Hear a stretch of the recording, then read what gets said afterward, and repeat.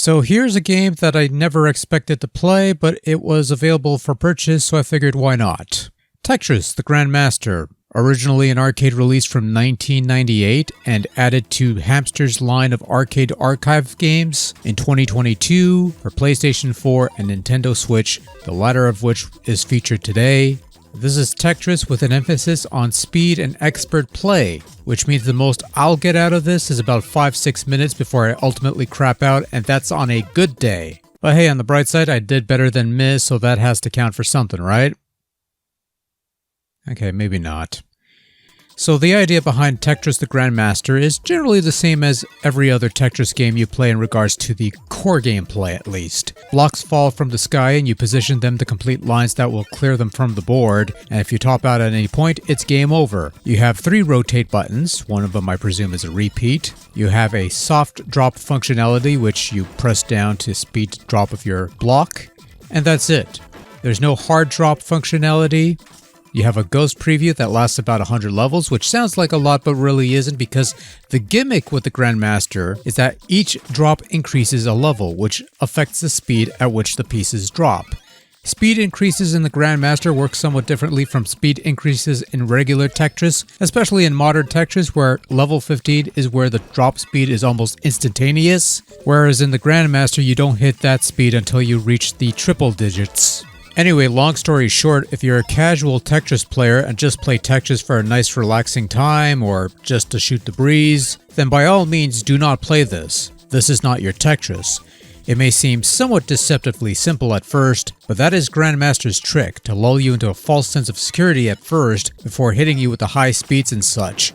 Every so often the speed will drop to give you a momentary pause, but only lasts long enough to lull you once more before getting hammered with the speed increase. And here's the thing. The idea is to try and score as high a score as possible to attain as high a rank as possible to try and earn that coveted Grandmaster title. But you're looking at just shy of 1,000 levels of pain you only spend one move on each, and as the numbers inch higher, so does the drop speed, and hopefully so does your timing and reflexes to survive long enough to reach that high rank.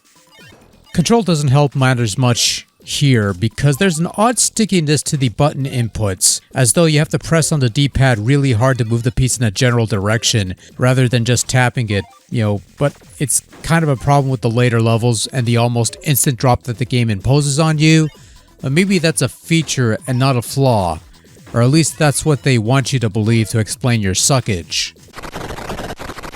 Oh, forgot to mention this, but like all arcade archive releases, in addition to the original mode, Tetris the Grandmaster also lets you play in a caravan mode that lets you play for 5 minutes, as well as a high score mode which lets you vie for an online high score with the default settings. A unique feature in both cases is that you could play both normally with the normal settings, or you can play an alternate mode, unique to each mode. Caravan lets you play Big Block mode, which is pretty self-explanatory, while High Score mode also features an alternate 20G mode where blocks fall at the highest speed.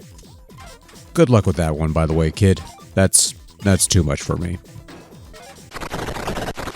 The presentation's fairly simple. You have a well, you have some basic looking blocks, and every so often the background changes to something more odd and out of place. Sort of like a metaphor for most players who dare attempt the Grandmaster's challenge.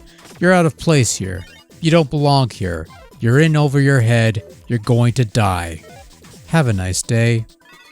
I suppose it's a nice touch to see shifting backgrounds in a game that is all about high-level Tetris play, but it's ultimately a minor thing.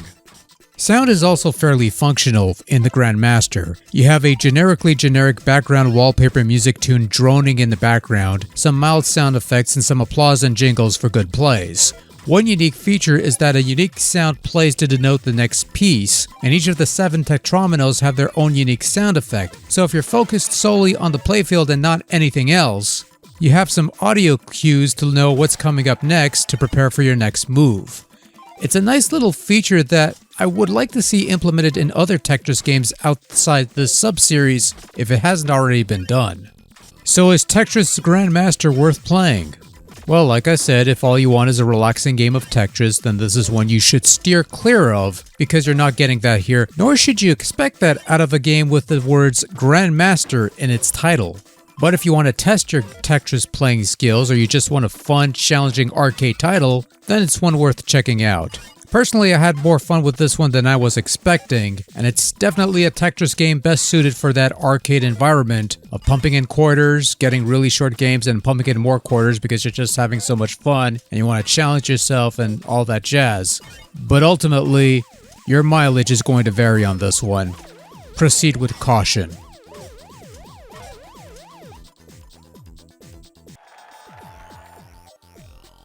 Oh well. It's better than nothing. Shut it, fake Samus.